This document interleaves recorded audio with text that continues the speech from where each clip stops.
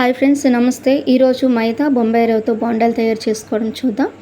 ముందుగా ఒక గిన్నెలో 1 కప్పు మైదా పిండి వేసుకోండి. అరకప్పు బెల్లం వేయండి. అలాగే అరకప్పు బొంబాయి రవ్వను కూడా వేసుకోండి. తర్వాత టేస్టీ కోసం కొద్దిగా పెరుగు యాడ్ చేయండి. నీళ్ళు వేసి బాగా కలిపి మూత పెట్టి ఒక హాఫ్ అన్ అవర్ పక్కన పెట్టుకోండి. తర్వాత స్టవ్ పైన ప్యాన్ పెట్టి ఆయిల్ వేసుకొని ముందుగా మనం నానబెట్టుకొని ఉంచుకున్న పిండి తీసి మీరు బొండాలు వేసుకున్నట్టుగా ఇలా వేస్తే అవి హాఫ్ అన్ అవర్ నానబెట్టాం కాబట్టి బాగా క్రిస్పీగా ఉంటుంది. తర్వాత పొంగుతూ ఉంటాయి.